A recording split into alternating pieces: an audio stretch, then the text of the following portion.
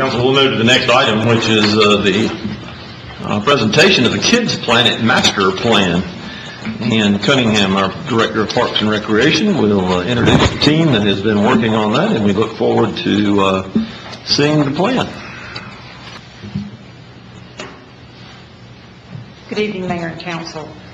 We began the development of our master plan for Kids Planet in the latter part of 2017, and the goal for this plan was to identify opportunities for improving Kids Planet by removing the existing playground equipment and replacing it with new equipment, improving our sidewalks, vehicular parking, adding signage, landscaping, and ensuring ADA accessibility.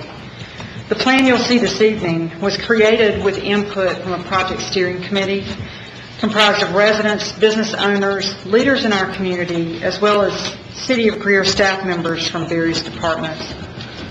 7 workshops were conducted with students, community stakeholders, and the public, as well as surveys were distributed throughout the community to gain consensus on their preferred vision for Kids Planet. I'd like to introduce John Cock, Principal in Charge, and Emily Condon, Designer with Alta Planning and Design, to present the Master Plan for Kids Planet. Well, Mayor and Council, thank you for having us. We've had the good fortune to work with Ann and her staff and the steering committee over the last several months, and want to give you an overview of what that group and through our process we've come up with. We're going to talk a little bit about the site and then talk about the master plan vision. This is a much beloved site that you all know well. Currently has 2 playground sites and a single parking lot, a walking loop, baseball field, and 2 different playgrounds for different age children. Part of the initial effort was looking at the site and the inventory of what's there, the existing structures. Overall, this is the theme, need updating, need consistency and appearance, and so great opportunities there. The fencing and pathways are also showing their age, beginning to wear, looking for, and so there are opportunities for updates and refreshing there. Site furnishings are generally in good condition, but also need sort of care, updating, and sort of a design continuity throughout the park. One of the bigger problems is grading and drainage, and so that is one of the opportunities with the new master plan to solve those issues that exist today at the park. And then the playground equipment, while folks love it and cherish it and have great emotional attachment to it because the community helped to design it, we also have heard the comments from parents and from students about the lack of visibility into the play areas, and then just some of the aging of the park structures themselves, because it's all timber construction. So as Ann mentioned, throughout the spring, we met with the steering committee, we met with students, we had a public open house, went to different schools, and basically the intent was to get feedback on what kind of park children and parents and adults would like to see. The kids gave great opinions. They definitely wanted adventure play type activities, water, climbing, themed playground equipment. And then combining the input from the adults and the children, lots of similarities.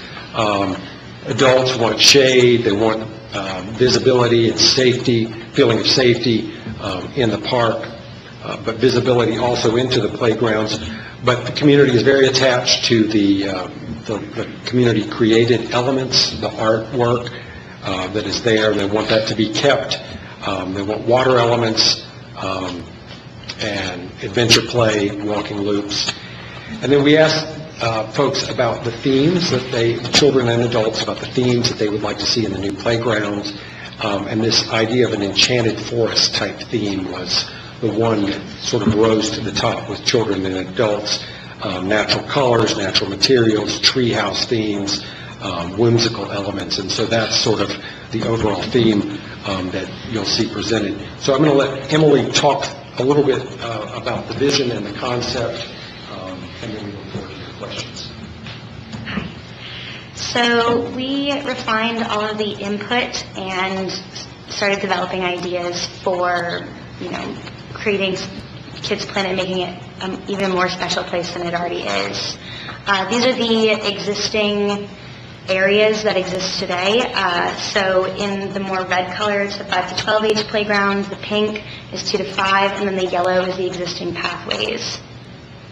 And this is what we came up with. This is just the black and white version of our master plan. So we have, again, the red 5 to 12 age playground, the pink 2 to 5, purple is exercise stations around the walking loops. The dark blue kind of crook is a music station, a water station, and then we have a music station, and we've also added a parking lot, the eastern parking lot, with a connector that we're calling the Hillside Connector. So this is our master plan. We also have it on a board after the meeting if you wanted to take a closer look and read all the call-outs. Should the city decide to implement the playground in 2 phases, we kind of broke down the sections of what would be implemented first and what would maybe come later. So we're thinking that all of the major site work and circulation would get done in that first phase, as well as the 2 major play areas, the 2 to 5 and the 5 to 12, and the water station, the music station, all of the main stuff. This is a zoom in to what we're calling the flag plaza. We recommended that we're going to move the existing flagpole into the center of a circle, and then off of that have the misting station as well as the music station. We heard a lot of feedback from kids and adults that they wanted a water element, and rather than doing an entire splash pad, which we didn't find to be that feasible, we were thinking we could do a really special fabricated archway that mists down that kids can run through, and we think the parents would even love it as well. We're also recommending an ADA accessible music station. There's also room to have like a little stage there for kids to put on shows, and it's all in that central flag plaza area. This is a zoomed in version of the 2 to 5 play area. That main structure, we're recommending a big shade structure over the play structure, and that play structure would be climbing elements, slide elements, all appropriate for 2 to 5 age children. And then the shade structure could be a really striking sculptural abstract flower visible from the road, and would just be a really whimsical element that would draw kids in. We're also recommending these smaller mounds, and you can have the play elements kind of incorporated into those mounds. They can climb and use their imagination and do whatever they want on them. And these are just kind of some examples. We're also recommending a swing set in the 2 to 5 area. This is the 5 to 12 playground area. The elements that will be in this area are, a big tree house, climbing structure with a slide. We're really looking for height on that main play structure, and a bigger swing bay for the older kids, bigger mounds with climbing elements incorporated for the older kids, plenty of seating around all of these areas, and then in kind of the yellow area, some more passive play elements such as downed trees and boulders, really natural elements that kids can use in any way that they want. And then we're also recommending a zip line station kind of towards the bottom, towards Brushy Creek Road, and there's an ADA accessible option that we could use for one of those tracks so that everyone gets all-inclusive play. So that's that first phase. We also are recommending a connection to Brushy Creek Road so that you don't have to walk all the way around the fencing to enter the park. Phase 2 is kind of that eastern portion of the master plan, that second parking lot, the hillside connector pathway, finish off those planting beds, things like that, and then the major structure renovations, like the concessions, the restrooms, and then just finishing off the site amenity updates. And this is kind of where that phase 2 would be focused, so it wouldn't really impede on some of the play areas during construction. The two main elements of phase 2, we're looking at a permeable parking lot, so you won't have to worry about runoff as much. It's a little bit more informal, as well as a hillside connector embankment slide. We got a lot of feedback from the kids and stakeholders and steering committee that they really loved this idea of dueling embankment slides. Something that, is part of the hillside, but just a longer version of a slide and really fun for the kids and adults. This is that master plan. And then we also wanted to address the community art pieces because we got a lot of feedback that people wanted to, keep them as part of the new park. These are just some of the ideas that we had initially, and that can be chosen later on, in the next phase of design, but we were thinking about incorporating them into the picnic shelters or inlaid into the pavement, or even commissioning a local artist to create a sculpture with some of the pieces. But we really thought it was important to bring that history into the new park, into the next phase. That's all we have for you today, so if you have any questions. Wow. Looks like fun. Council, floor's open for questions of either Mr. Cock or Ms. Coleman. I've got a couple of questions or statements. Go back one slide to the. I think keeping the artwork, that's super important, and then the pickets from the fence. I read what the engraved post used for framing a community chalkboard or information kiosk. As long as all of them are used, because one of the things that was so important about this is not only that and this is where we cannot miss on this, that the community not only was designed, the community physically built it. And then the ones that either they did build, they also donated, or they couldn't build, but they donated. And there's grandparents who had their kids' names on, so I think that's super important that stays somehow. You mentioned about access from Brushy Creek. Yep. Now, how would you do that? We drew a pathway kind of connecting to the sidewalks. There would be a break in the fence. Oh, I see, right here. And it would cut through all the way to the playground. So you're just having there would be 3 entrances to the. Yes. We were thinking for, people who walk to the park or even have strollers, and it would just be easier than walking around.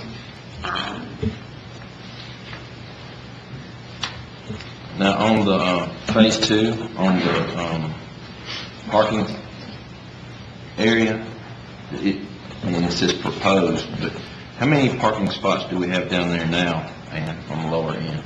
Well, we don't have any designated parking, we just have grass area around the picnic shelter. Right. So people just randomly park where they can, especially for games going on. So this would dress up that entire area. And I think it would actually give us more parking. You think it would? I think it would. And we could actually move the tee box for hole 18, maybe a little over, and kind of guide that up to where, the good thing about having that cut through to go to the sidewalk, which is a new sidewalk that was put in, which is really acting as a connector for people walking the sidewalk. But it would also allow disc golfers not to walk back through Kids Planet when they chose to, but they could actually walk out through there and go around. And we're also looking at doing a sidewalk. If you go into the main parking lot now and go over to the playground, there is a break from asphalt to where Big drop off. it's half, and there's a huge drop off. So we really want to fill that in and make that a sidewalk, so that sidewalk actually connects all the way to the main entrance of Kids Planet.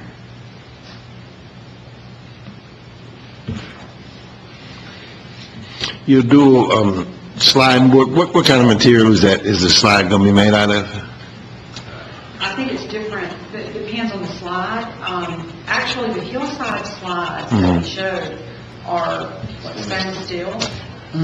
What we grew up with. But it- I grew up with, What about the summertime though?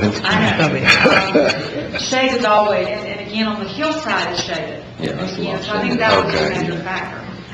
There is, and Travis can speak better to this than me, there is an issue with people with cochlear implants. Stainless steel is preferred, it is better than plastic, if that's correct, or composite material. It's something about composite material affects their impact. That could be your water feature too, just put a hose pipe up there. That's right.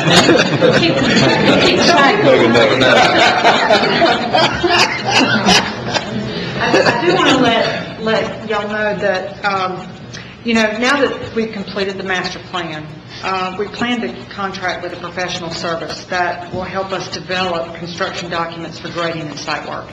We really need to include all the infrastructure for utilities and specifications for the pathways. We need to correct stormwater issues and really have a cost estimate for these services.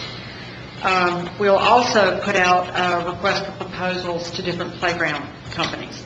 We want to put out our master plan, and we'll designate the areas, the dimensions of those areas, what we prefer in those areas, that whether it's climbing apparatus or swings and whatnot, and have them submit their proposals to us based on a theme. Then we'll know better what equipment is available for us, and then we can proceed with determining what equipment would fit best in the Kids Planet. And until we make that determination, then I think we'll keep Kids Planet open. I think that would be the best thing to do until we're ready to move forward. But that's our intention as of now, if you're in agreement with that. Now, like he was saying about those pickets and the other thing from the old part of Kids Planet, will there come a point in time when you can show us what you plan on doing, how you plan on incorporating before you actually do anything with them? Oh, absolutely. Yes, we'll make. Because I think that's so important, It's very you know? important. Yeah. And put it this way, if we go ahead and dismantle the Kids Planet, because if we decide to move forward on a certain design, we would gather all those materials and bring them to the warehouse. We'll make sure they're protected, because we want to put them back into some type of feature, whether it's into the playground structures themselves or it's a new structure. It could be an archway. It could be something very special that people would know and recognize that was the first Kids Planet. Have we talked about, in the course of all this work, doing some sort of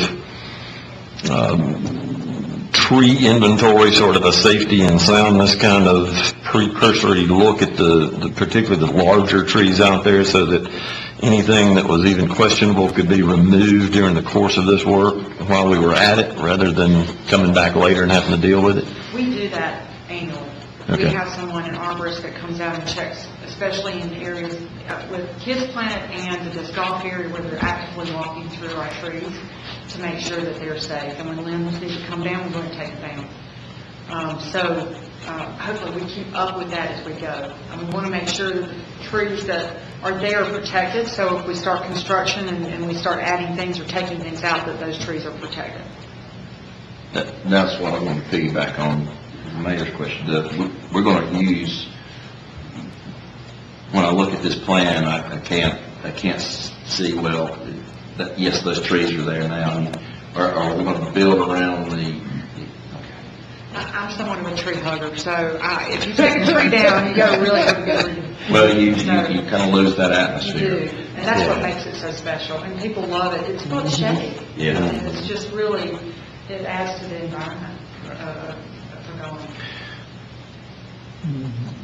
And I agree to a certain point. I also think there comes a time that if is a question about either placement of equipment or the soundness or safety of the tree, I think we should err on the side of replacing them. They grow fast and they'll be here. A lot of the trees that we've got out there, particularly some of those oaks and some other things, are probably at the point in time that they're going to be less healthy than they are going to be healthy, and a new tree would serve us just as well in the long run. And we do, I know with all this plan, they do have plans for reforestation, so we can start adding different trees and whatnot. So either we'll take down or replace, but certainly add more in addition to what we already have. Good. Others? Questions? Comments? Great start. We appreciate it. Thank you much.